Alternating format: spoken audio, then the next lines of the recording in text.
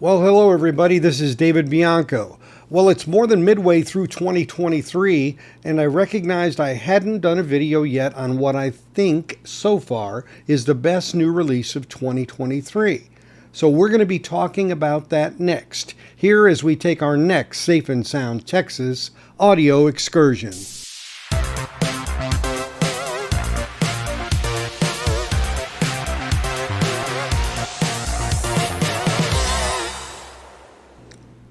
Well, it's hard to believe a year has passed since the last time I did this, but it's true.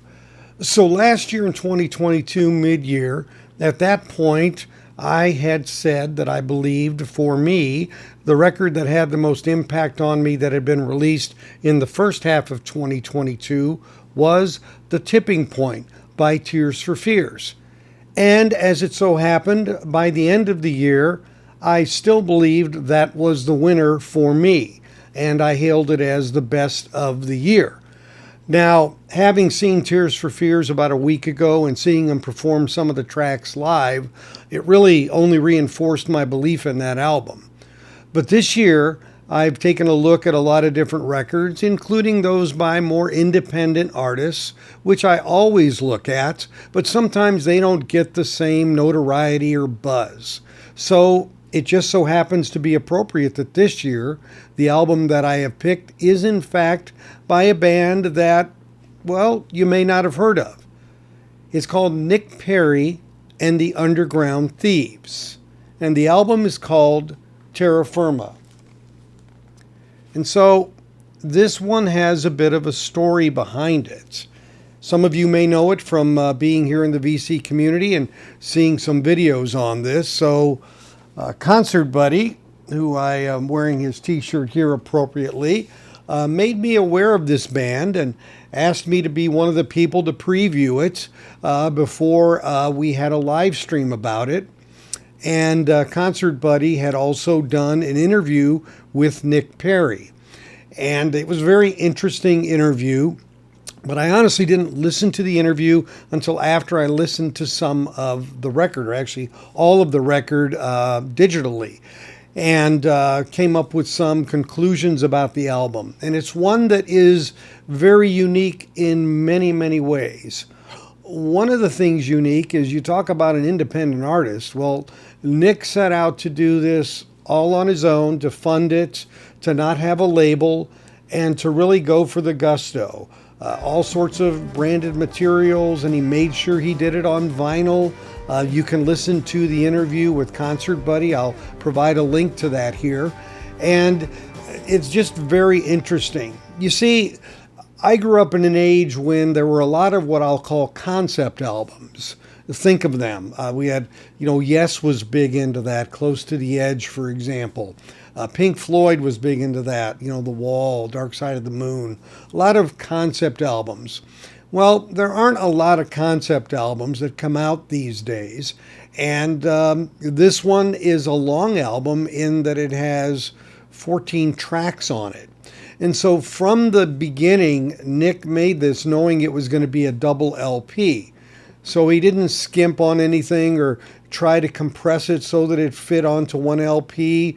He just made what he had to make, and the meaning of this album is really intense in a lot of ways, and you'll see the formation of it as I speak about it.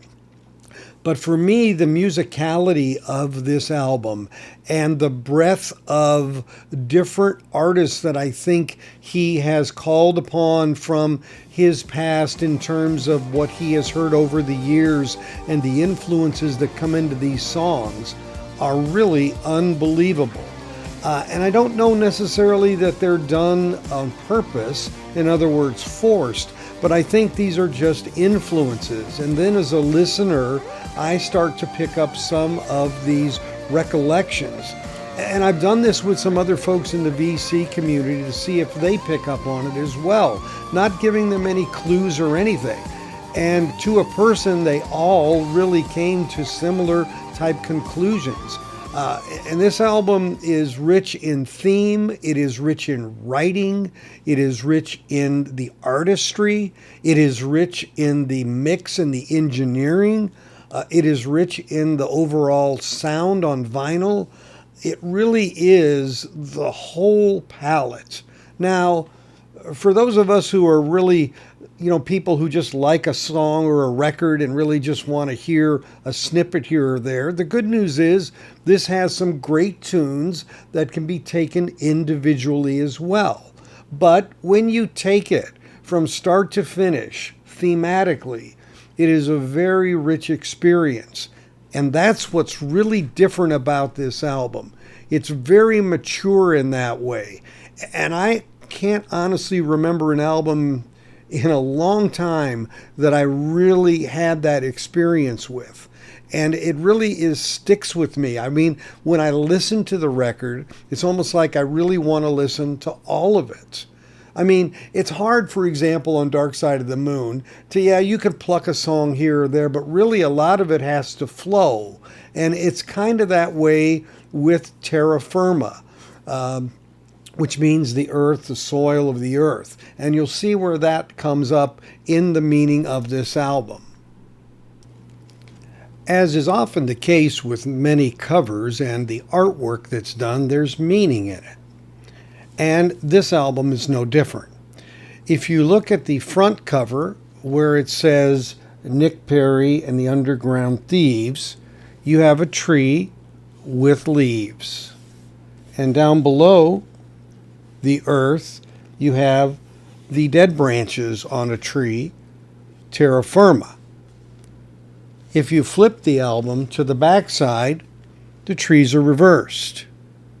And above the tree that has no leaves, it says death after life.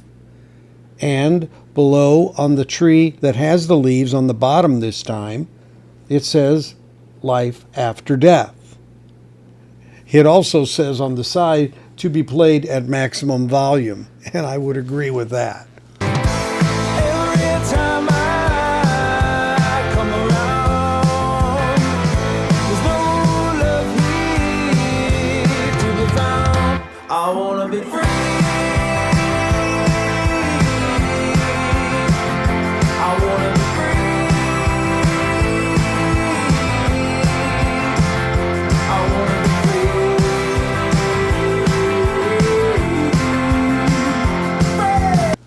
So right away, before you ever pull out a record or even open the gatefold,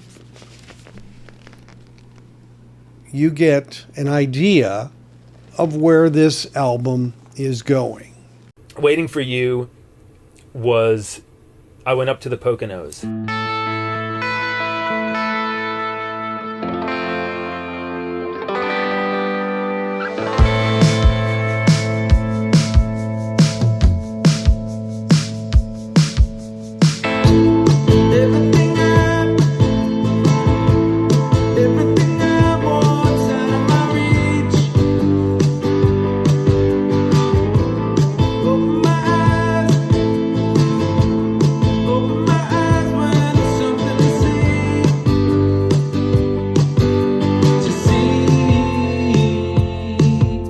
I got Waiting for You and it crystallized, I went, I have my record.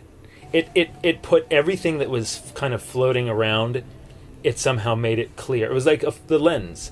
Suddenly, the focus became clear. Once you pull out the record, you see a label on one side, and on that label, it actually gives you an indication of the record itself. And LP1, it says, is Death After Life. And of course, LP2 is Life After Death. So these songs make up a composite of that journey. Death After Life and Life After Death. And they really create a mosaic of a journey.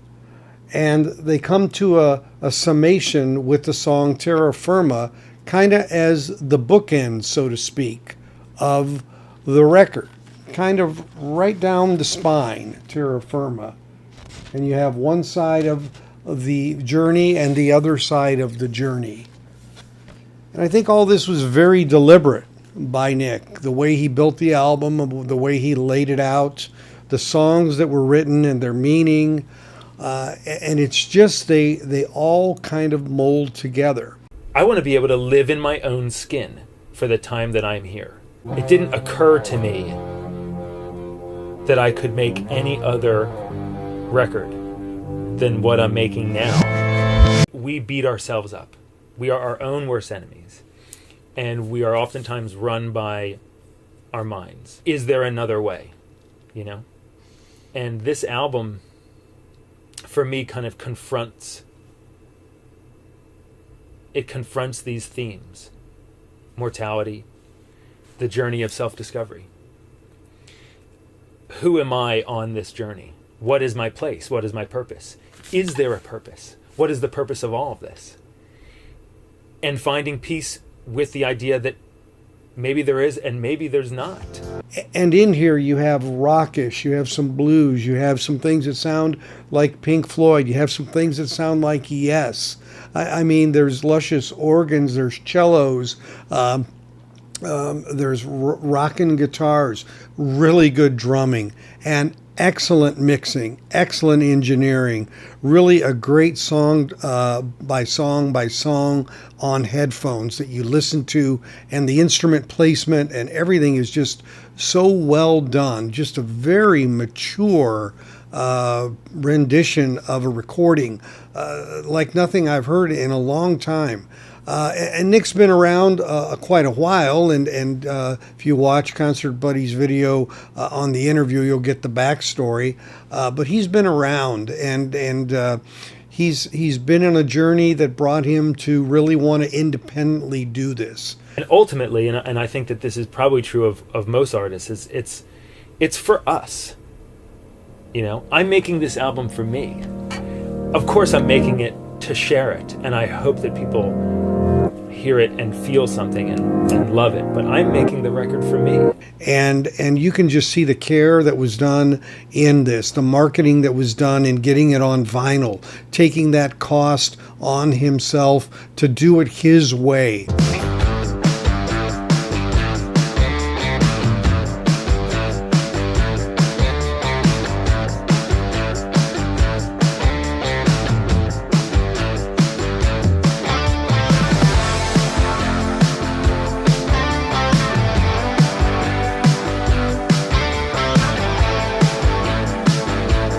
When you go on Discogs, it says not on any label.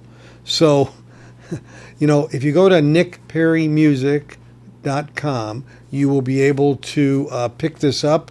Whether the vinyl's still available or not, I won't be able to say. He's had several pressings of it, so he's really committed to that. It sounds great on vinyl.